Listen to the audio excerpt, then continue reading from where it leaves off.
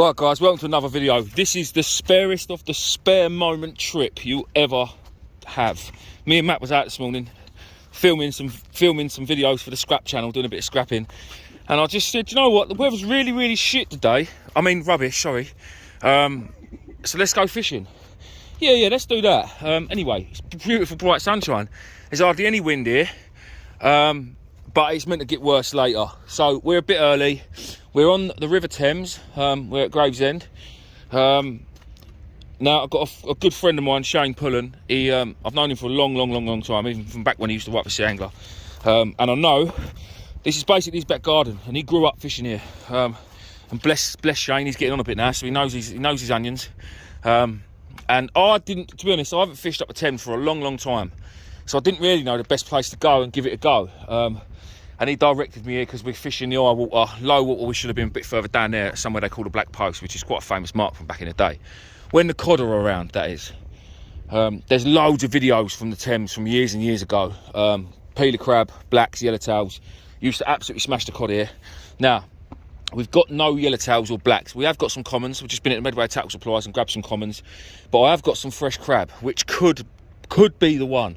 If there's any cod in the Thames, then crab should pick them out. But we have made a bit of a boo-boo, so we've come down on these saltings.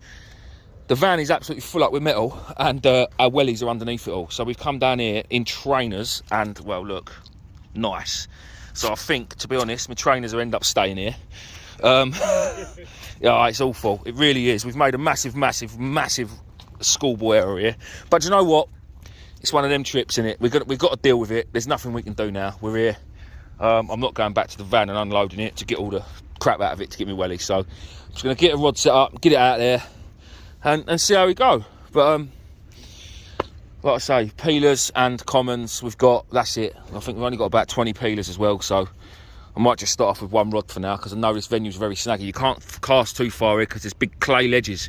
If you go over that ledge and you try and reel in without a fish, you probably got no chance. So that's basically it. Well, that's us for now. I'm going to get set up, get a rod in the water. Whatever happens, I'll bring you back.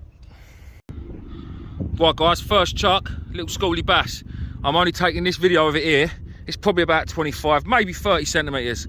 But I've had to walk down the rocks to come and get it, and it's a bit of a pain. So I'm just gonna record this here. I'm gonna unhook it and chuck it back while I'm down here. I would have thought there'd be probably a few of these about, but this isn't what we came for. It's nice to see, it's better than a whiting. Give an absolutely cracking bite. It went mad, didn't it, Matt? Yeah. But honestly, it really did go mad. But again, not the target species, but I'm happy that it's not a whiting. In a bit. Well, I'm still on my second cast. I've just had that bass, put it back. But, oh, here it comes, raining and all now. As quickly as the sun goes in, the rain's here. So we've moved all of our gear up there, set the bivvies up. Because there's a bit of solid ground there, so we're not walking on. I mean, look at the state now. I've had mud go in my trainer. Just, yeah, we've really messed up here. But listen, fishing's fishing at the end of the day. Every now and again you have a little mistake, and we've made it today by not digging our bloody wellies out or our waders. I'm still hopeful though to find a few fish, because that tide comes up a bit more. Still very hopeful that we're going to see a fish or two today, of the variety we want. So the time's come, 2 rods now. We're not running out of time, but the time is now the perfect time. I would have thought, I would have hoped. We are getting stripped by crabs though within minutes. Oh, I'm assuming it's crabs. Might be little shrimp and stuff like that, but honestly they're pecking apart peeler crab that's been banded on. So, and it's not lasting long at all. Especially the little common lug, you know, they're getting wiped out within minutes.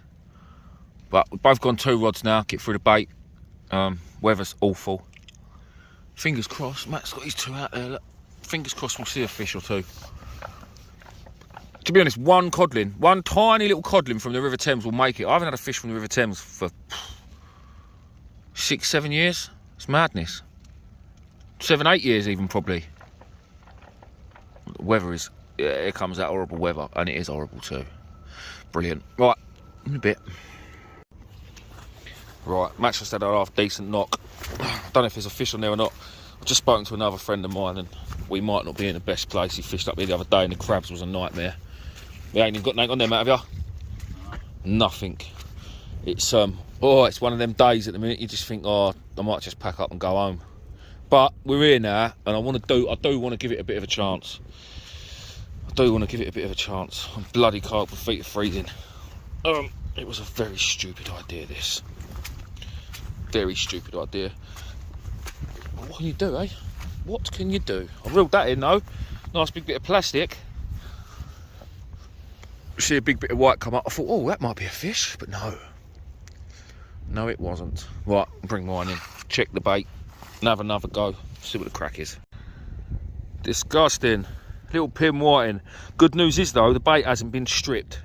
So that hopefully means the tide's pulling hard enough now to keep the crab away. Or to help keep the crab away. So I know there's bait on there, and I know it's lasting a bit longer now, which gives me a little bit more hope. I'll just band another couple of worms to this and send it as it is. Bit of crab's fine on there. Still got a little bit of luck. Get this whiting back. Lovely. So that does give me a little bit of hope. Well, it's getting dark, and I've got another whiting.